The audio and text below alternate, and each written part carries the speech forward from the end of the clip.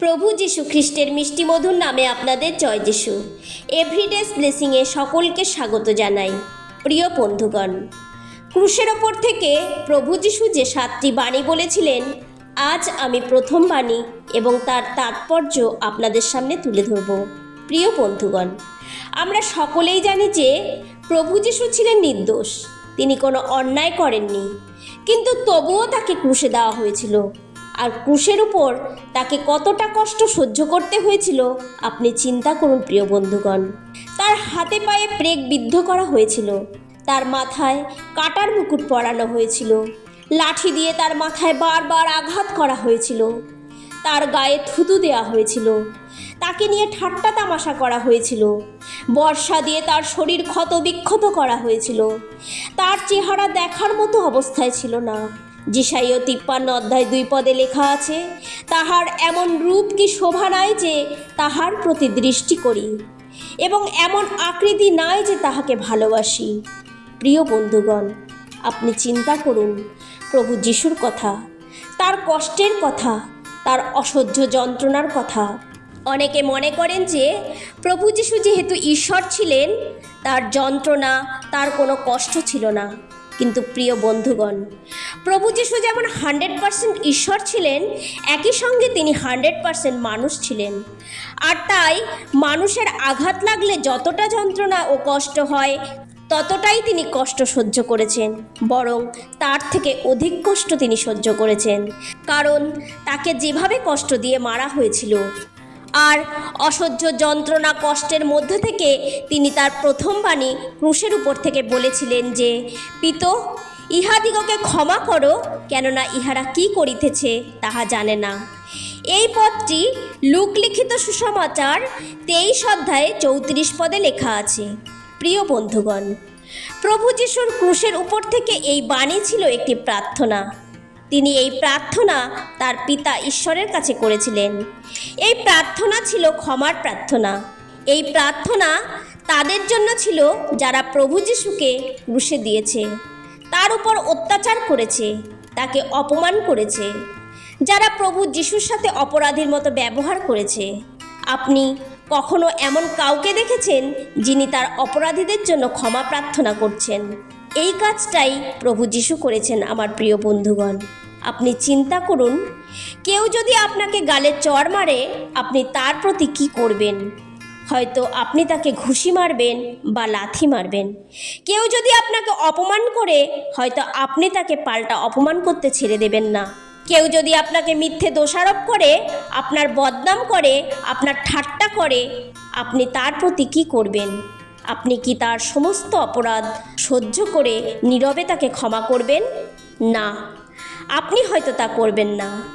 আপনি তার সাথে ওটাই করবেন উনি আপনার সাথে যা করেছেন। প্রিয় বন্ধুগণ, আমরা হয়তো বহু বছর ধরে প্রভু যিশুকে জানি, তাকে চিনি। প্রতি বছর গুড ফ্রাইডেতে চার্চে যাই, তার বাণী শুনি, কিন্তু তা নিজেদের জীবনে ব্যবহার করি না, তার বাক্য পালন করি না। তাই প্রিয় বন্ধুগণ, একটি কথা আজ আপনি মনে রাখবেন যে যাকব 1 অধ্যায় 25 পদে লেখা আছে যে আইন কানুনের কথা শোনে এবং সেই মতো কাজ করে, সে তার সব কাজে আশীর্বাদ পায়। অর্থাৎ আমরা শুধু ঈশ্বরের বাক্য শুনলে হবে না, সেই মতো কাজ করতে হবে। প্রিয় বন্ধুগণ, আজ আমি আপনাকে উৎসাহিত করতে চাই যে শুধু ঈশ্বরের বাক্য শুনবেন তা নয়, তার বাক্য পালন করুন। প্রভু যিশুর ক্রুশের উপরে বলা প্রথম বাণীর তাৎপর্য অনেক গভীর। তিনি শুধু সেখানে উপস্থিত লোকদের শোনাবার জন্য প্রার্থনা করেননি, তিনি হৃদয় থেকে তাদের ক্ষমা করেছেন। প্রিয় বন্ধুগণ, ক্ষমা শব্দটা হতে পারে একটা ছোট্ট শব্দ, কিন্তু এর অর্থ অনেক গভীর। প্রভু যিশু এখানে যে ক্ষমার কথা বলেছেন তা হলো সম্পূর্ণরূপে মন থেকে ক্ষমা করা। অর্থাৎ যে ব্যক্তি অপরাধী, তার অপরাধ সম্পূর্ণরূপে ভুলে যাওয়া। প্রকৃত ক্ষমার অর্থ এটাই, যা বাইবেলে পাই। কিন্তু প্রিয় বন্ধুগণ, আজকের প্রশ্ন, আমরা কি তা করি? বাইবেল যে ক্ষমার কথা বলে, আমরা কি সেই মতো করি, না আমরা ক্ষমার জন্য শর্ত দিই? যেমন হয়তো কোনো ব্যক্তি আমাদের বিরুদ্ধে অন্যায় করলো, আর আমরা মুখে বলি ক্ষমা করে দিয়েছি, কিন্তু তাতে শর্ত লাগাই যে তার সাথে আমি কথা বলবো না। আর আমরা এটাই করি প্রিয় বন্ধুগণ। অনেক সময় আমরা আমাদের বিরুদ্ধে কেউ অন্যায় করলে, অপরাধ করলে তাকে শোনাবার জন্য বলে দিই যে তোমাকে ক্ষমা করে দিয়েছি, কিন্তু পরে যখন তার সাথে দেখা হয় আর তাকে দেখে মুখ ঘুরিয়ে নিই।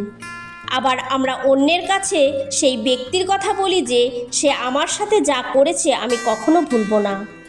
যে অপরাধ করেছে তার সাথে কথা বলা বন্ধ করে দিই।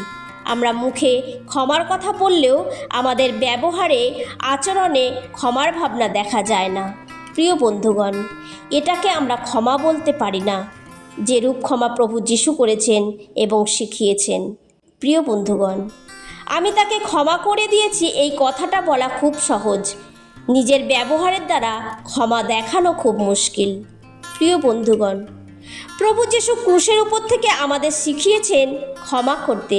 তিনি চাইলে তার অপরাধীদের অন্যায়ের শাস্তি দিতে পারতেন, কিন্তু তিনি তা করেননি। প্রিয় বন্ধুগণ, তিনি শুধু ক্রুশের উপরে ক্ষমা প্রার্থনা করে আমাদের ক্ষমার শিক্ষা দেননি, তিনি নিজে অপরাধীদের ক্ষমা করেছেন। তিনি আমাদের এর দ্বারা শিখিয়েছেন আমরাও যেন তাই করি, আমাদের আপন আপন অপরাধীদিগকে আমরা ক্ষমা করি।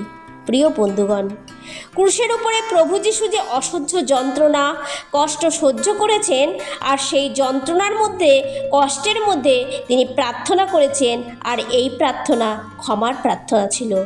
অনেক সময় প্রিয় বন্ধুগণ, যদি কোনো ব্যক্তির দ্বারা আমরা কষ্ট পাই, ব্যথা পাই, আঘাত পাই, যদি কেউ আমাদের অপমান করে, আর আমরা অনেকেই তখন ঈশ্বরের কাছে তাদের শাস্তির জন্য প্রার্থনা করি, কখনো তাদের ক্ষমার প্রার্থনা করি না।